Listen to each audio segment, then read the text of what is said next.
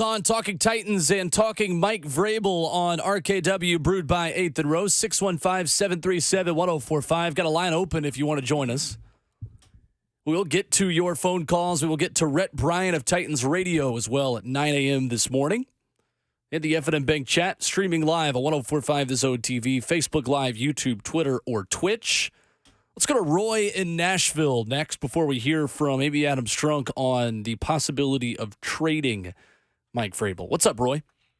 What's up, guys? Well, just going through the emotion here. You know, I was a big Vrabel fan. You know, talking about vision. Obviously, when she hired after firing Malarkey, after him bringing us to the playoffs, you know, hadn't seen that in quite a few years. You know, I was excited for us even making the playoffs at Malarkey.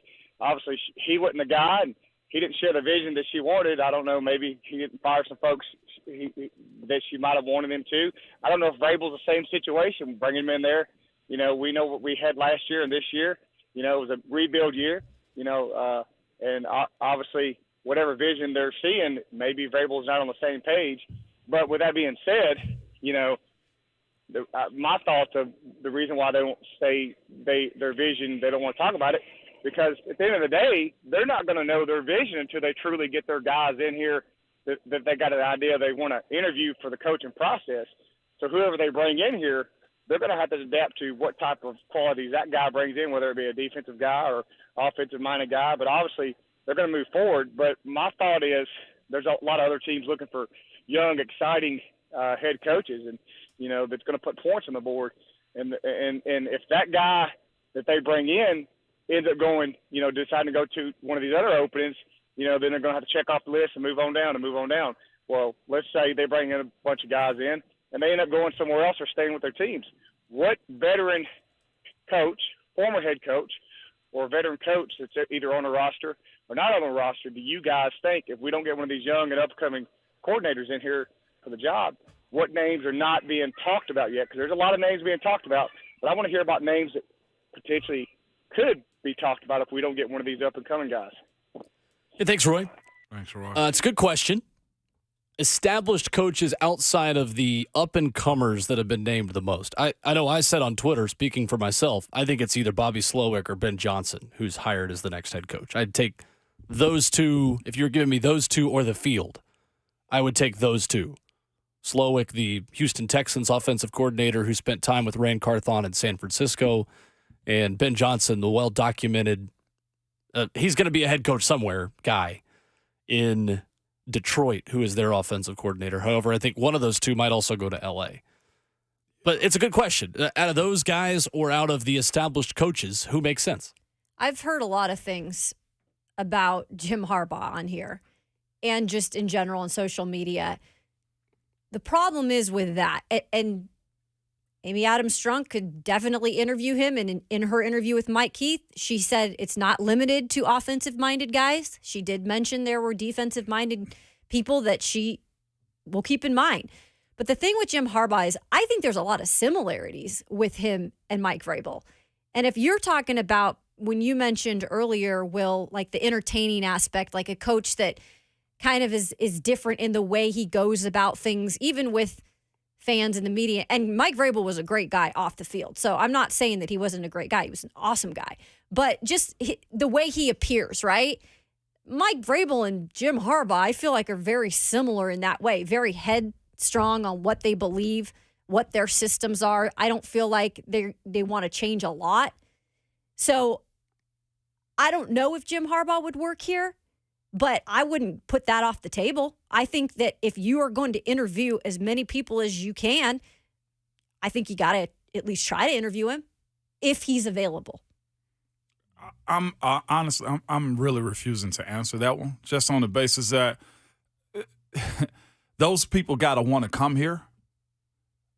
Whether you want to say it's offensive or defensive coaches moving forward, I honestly don't know what the vision of this team is going to be. It's two visions to me that matter the most for whoever's going to be hired here. And this is where I'm holding whoever comes here to this. Because we can go through every used coach that you want to, whether that be Jim Schwartz. I heard that name drop. Frank Wright, the college coaches. I don't care who it is. Two goals need to be here.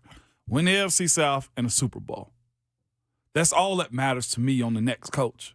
Whatever his staff's going to look like, the head coach is only as good as his staff, and the staff's only as good as his players.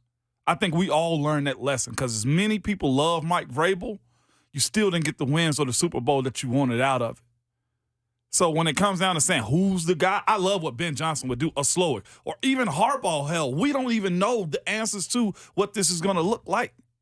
But to say that this is the guy, because if it's a name that we don't know, the same way that we didn't know who Sean McVay was, or the same way it was questions about Josh McDaniels going to Miami, what if it's a name that we don't know, the same way the Vols fans, who's the same fan base of this team, didn't know who in the heck Josh Heupel was too? That's true.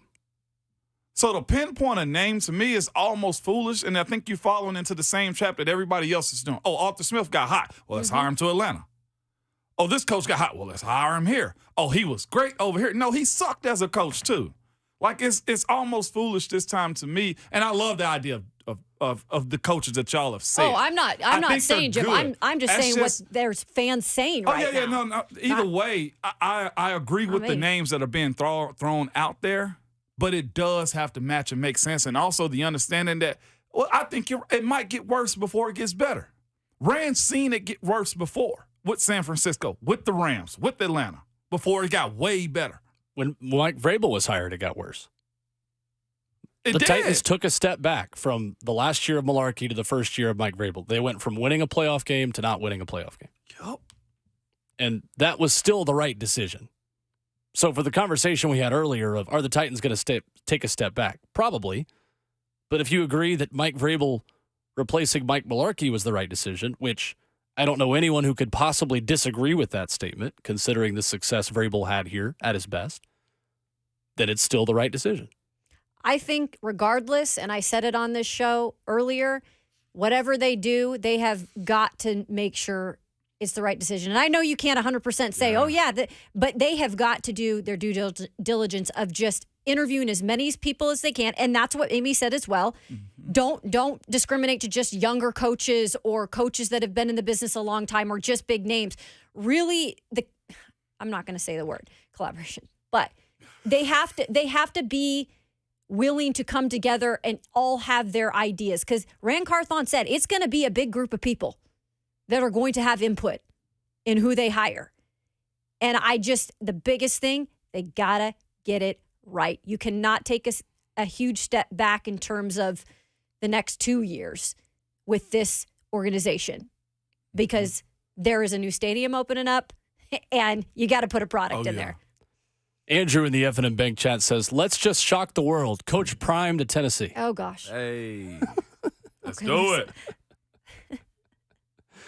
615-737-1045. I think the name a little off the beaten path is Todd Monken, the offensive coordinator of the Baltimore Ravens. Yeah, I saw that name. If to answer Roy's question of the name that no one is talking about, granted, there are absolutely people talking about that. So that is not the name that no one is talking about, but the name that's a little less of the hot commodity, who's an older guy, I think Todd Monken is that guy. But where are we at on timeline real quick with coach and hire? End of this month? Well, I'm glad you asked because we're going to get into that with Rhett Bryan coming up in a few minutes. There are interview requirements for coaches of teams in the postseason. So if you want a coach hired soon, then cheer against the Texans and Lions. If you want Bobby Slowick or Ben Johnson. If the employer team has a bye in the wild card round, virtual interviews may begin 3 days after Week 18, which would be either yesterday or today where applicable. So if you wanted to interview Todd Monken, you could start that process today. Because that is 3 days after the Baltimore Ravens Week 18 game, and they have a bye. Same thing would go for San Francisco. Must happen before the end of wild card games. If the employer team is in the wild card round, virtual interviews may begin 3 days after the team's wild card game, and must happen before the end of the divisional round games on January 21st. So for Bobby Slowick, the offensive coordinator of the Houston Texans, whose team plays in their customary time slot, I love that Houston always has the early Saturday playoff game every single time. I digress. For a Saturday or Sunday game, virtual interviews are allowed starting January the 16th. So in 6 days, the Titans could interview Texans offensive coordinator Bobby Slowick. For a Monday game, if the Titans wanted to interview Dan Quinn of the Dallas Cowboys or someone on the Tampa Bay no, not Tampa Bay, I'm sorry. Cowboys are Monday. Yeah. Aren't they? Who's Monday? Monday. Got you right here. There's so much going on. I need a refresher on the schedule. Go ahead, For a keep going. Monday game, virtual interviews are allowed starting January 17th. So the difference in that is 1 day for the two teams playing Monday. That's the caveat there. While Ramon gets an answer on that, let's get to Amy Adams Strunk yesterday sitting down with Voice of the Titans, Mike Keith. Let's have the trade discussion. Go ahead. Philly and Tampa's Monday. Philly and Tampa. Okay, that's what I thought. And Dallas is 3:30 against Green Bay Sunday. So if you wanted to interview Matt Patricia to be the head coach of the Tennessee Titans, you wait could a do that minute. on Step back. exactly a week from today. Or a Tampa coach. Probably should be a Tampa coach instead of Matt Patricia. Let's get to Amy Adams Strunk. Talking to Mike Keith, not Mike Vrabel. She did talk to Mike Vrabel about the possibility of trading the head coach. This was her answer to Mike Keith's question. About the possibility of trading the head coach. Was consideration given to trading Mike Vrabel? Well, yes, there was, but there's a bit of misconception about a coach's contract, say, versus a player's contract. A coach's contract, you can't trade them unless they're a willing partner to that trade. So, yes, we thought about it, but at the end of the day, with league rules the way they are, it would have maybe put us back 3 weeks. And, honestly, to get the right head coach, I was just not willing to go to the back of the line and take a chance of missing out on someone we really wanted. So there's that aspect of contractually Mike Vrabel would have to sign off on it, which Rand Carthon said yesterday. Said people do not understand a coach has to agree to the trade in order to do it. You have Amy Adams Strunk saying 3 weeks is the timeline and I'm not willing to wait that long. Then there's Albert Breer, the Monday Morning Quarterback on SI.com, who writes, late last night, let's say the Titans are trading Vrabel to the Patriots. In that scenario, New England would first have to interview 2 diverse candidates in person. The problem is that starting this year, you can't do those sorts of interviews with guys currently employed by NFL teams until after the divisional round. So the Patriots would either have to interview 2 people like Marvin Lewis and Herm Edwards, which would invite a lot of scrutiny from the league, or wait until the 4th week of January. And that would be the process of trading Mike Vrabel to the Patriots. The Patriots in that scenario would be willing to wait because they have their head coach within that process. Mm-hmm. But that does line up with what Amy Adams Strunk is saying, that the timeline is waiting until the 4th week of January at the earliest to even begin your process then of finding a head coach, interviewing diverse candidates according to the NFL's Rooney Rule, and then making a trade. All that being said, should the Titans have earlier within this process, let's say 3 weeks ago from now, been more diligent about trying to trade Mike Vrabel? Should they have been more diligent about it? Should they have been making calls in week 15 if they thought this day was going to come in order to get ahead of that curve? From what she said, it seemed like it happened within like 48 to 72 hours. With the decision to actually present him with what she thought was going to be his future or not. And again, just the quick caveat, the Titans would still have to wait until after the divisional round to interview guys currently employed by NFL teams to meet the Rooney Rule. Yeah. I think it happened within 48 to 72 hours. That's why I think it all settled into where, okay, we'll wait after the season to discuss football business. The discussion of trading him in season, to me, I don't think you can start that because then it opens up more people knowing what your moves are. I think they thought they could make it work and get something done fast if he was going to be traded. But it seems to me also that the decision to kind of move on was almost premeditated anyhow, to where if he's not going to change his staff or change his ways or change the operation of this team, then there's no other option. The main option was a firing. I think you love the trade, but the main option was firing. Yeah, I think I'm on the page with you on that, and I said it earlier. I really do think that final meeting and the reason why he was not fired on Black Monday was because Amy Adams Strunk came to the table, maybe said, hey, you need to switch some things up. Mike Vrabel said no. That was that. the decision was made then. Yeah, and in her mind, I'm sure she had an idea of, look, things have got to change. And she mentioned that. You know, she mentioned that this isn't something that came to my mind 6 months ago or 3 weeks ago. You know, she's been thinking about it throughout the season. It's something that she's been watching this season. She knew things had to change. I think she gave him an option to possibly try to change that. I do specifically feel on the offensive side of the ball more specifically than anything. And it was no. And then from there on, you had to make the decision, like, we're not going to wait around to trade because it is going to put them back. Because they've got to start the process now. I think you heard her say she's going to be aggressive. She said she's not willing to wait till the group disseminates. I mean, the group dwindles down. Yeah. The other interesting thing is Albert Breer's Monday morning quarterback post and says, one last thing here in case anyone is wondering how things had gone this week in Nashville. Vrabel and Carthon held exit meeting with players on Monday, and Vrabel and Amy Adams-Strunk had their meeting one-on-one Tuesday morning. Albert Breer writes, my understanding is there was no real back and forth.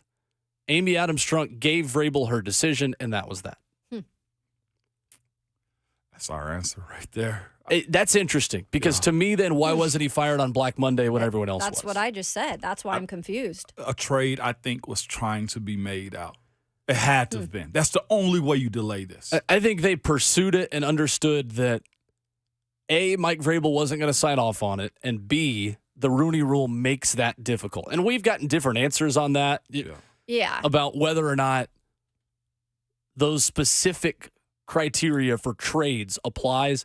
I think Albert Breer is a good source to write about this and to speak on this and to say specifically, if the Titans are doing this, you have to interview two diverse candidates in person after the divisional round.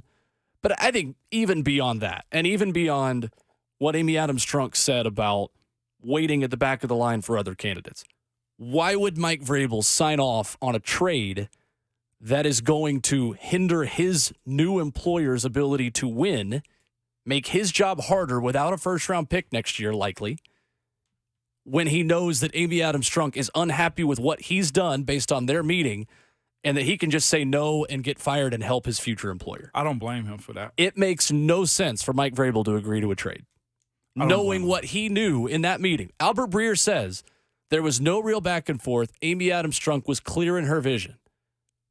So Mike Vrabel clearly understood that he did not meet Amy Adams-Strunk's expectations for this season. Those two things make a trade impossible. The fact that she was so strong in that meeting, apparently, and it went so quick and the decision was made so swift, what were we blinded by with Vrabel then? It's a good question. What in the heck were we blinded by Vrabel if she saw way different? So much so that the conversation wasn't even long. Let's ask that question coming up. Let's also get to another phone call or two when we come back. We'll start with Anthony and Mike first up on the other side. It's a good question for Ramon Foster. What were we blind to that Amy Adams-Strunk saw in order to make this decision? Next on RKW.